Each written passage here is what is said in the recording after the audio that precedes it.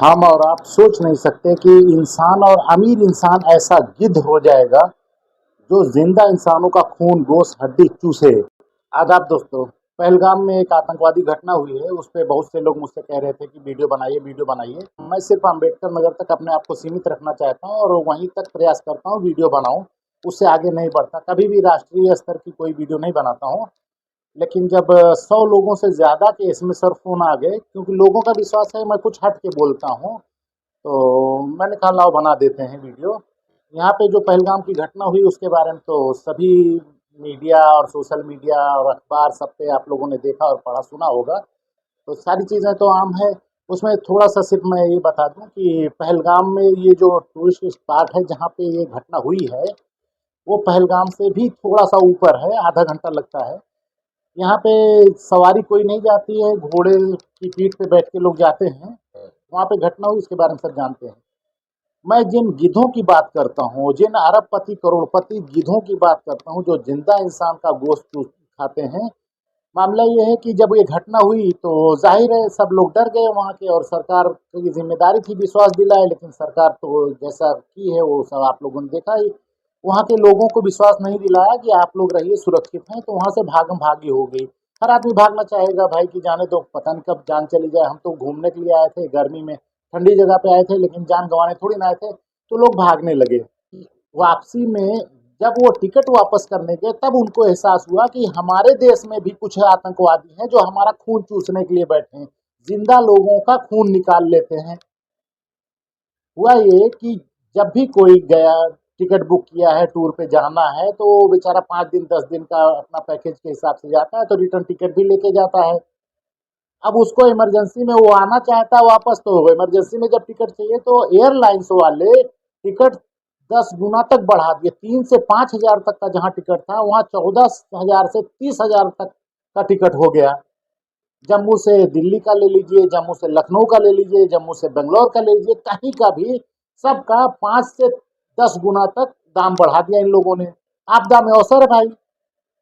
अच्छा, इस चीज की खबर भारत सरकार को भी है, लेकिन सरकार बेचारी क्या करे, अपनी एयरलाइंस बेच दी। अब सरकार के पास अपना तो जहाज कोई है नहीं, तो क्या करे, तो वो डीजीसीए जो होता है इनका एक, वो बेचारे रिक्वेस्ट करते हैं, वो ऑर्डर नहीं किए। जैसी समस्या लोगों के पास आ रही वैसे एक रिक्वेस्ट लेटर जारी कर रहे हैं। नाम तो है एडवाइजरी, एडवाइजरी में ऑर्डर होता है कि हमारा ये निर्देश है कि ऐसे ऐसे किया जाए। लेकिन जब तुम्हारे अंडर में कंपनी नहीं है, तुम्हारे पास कोई कंपनी भी नहीं है, तुम रिक्वेस्ट करते हो। पहले इन्होंने रिक्वेस्ट किया कि रेंट ना बढ़ाया जाए, किराया कम ही रखा जाए। अनुरोध लिखा है उसमें, ऑर्डर नहीं, अनुरोध। रिक्वेस्ट ऊपर ही लेटर में रिक्वेस्ट लिखा है, वो अनुरोध कर लिए कि किराया बढ़ाया ना जाए।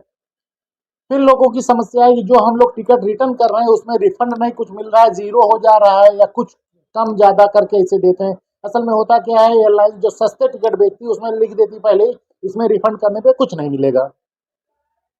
अब उसमें एडवाइजरी जारी की जिसमें रिक्वेस्ट किया कि उसमें आप लोग देख लीजिए जरा, पूरा पैसा लैप्स ना हो, दीजिए उनको।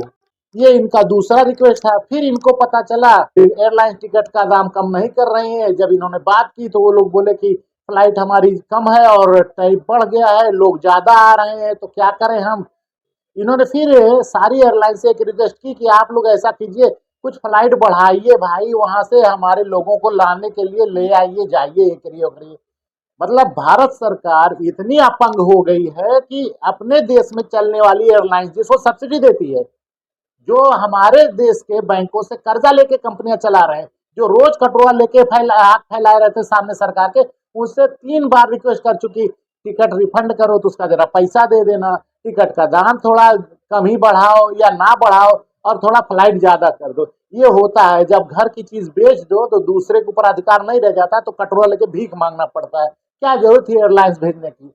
इतिहास गवाह है, इराक का युद्ध हुआ तो हमारे देश की एयरलाइंस लेके आई, जहां भी कुछ होता है हमारे देश की एयरलाइंस लेके। आज जो अमेरिका में मामला फंसा है वहां से लोगों को भेजा जा रहा है, वो लोग सैनिक के जहाज में भर के हथकड़ी बेड़ी बना के लेके आते हैं यहाँ पे।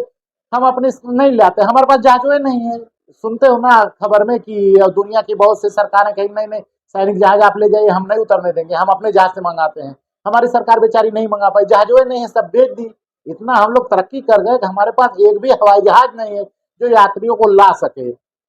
जो इस आपदा में यात्रियों की मदद कर सके। तो हम लोग जो टीवी मीडिया में देखते हैं ना कि सरकार साथ है सबके, बस वो जितना दिखवाना रहता है उतने साथ है, ये दर्द नहीं देखते। जो मर गए हैं उनके घर वाले आते हैं कितने, मेरे एक पहचान के हैं वो थे, उन्होंने फोन किया कि मेरी बहन का मसला, मैं जाना चाहता था, यहाँ टिकट ही नहीं मिल रहा है, और वापसी का टिकट 32,000 का एयर इंडिया दे रही है, कुछ सामान वामान भी था वहां से लेके आना।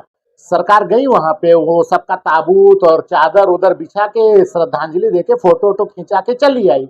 तो इसमें बताना ये है कि ये सरकार नफा कमाने के लिए नहीं, सरकार सुविधा देने के लिए होती है। एयर इंडिया अगर घाटे में भी चल रहा था तो सुविधा देने के लिए थी। आज अगर हमारे पास जहाज होता तो हम 3-3 अनुरोध पत्र ना भेजते एयरलाइंस को, हम अपना जहाज भेज के फ्री में पहुंचा देते। लेकिन जो भी है खैर, उस पर ध्यान नहीं जाएगा आदमियों का, लोग यही कहेंगे पाकिस्तान को मिटा दो, हिंदुस्तान को ये कर दो, सर्जिकल स्ट्राइक कर दो, तो वो करेंगे जो भी करना है किसको।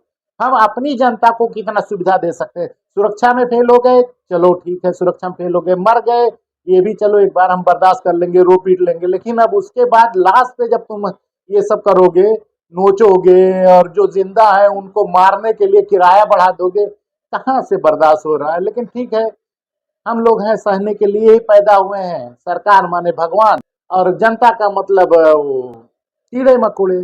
तो मैं चाहता हूं कि अगर आप लोग कुछ कर सकें तो एयरलाइंस वालों को मेल दें कि ये कुत्तापना मत करें और आपदा में अवसर ना ढूंढें। बड़े बड़े एयरलाइंस वाले आए और चले गए। एक साहब गोयल साहब थे, पत्नी के साथ जेल में है, कैंसर हो गया, बाहर नहीं आ रहे हैं।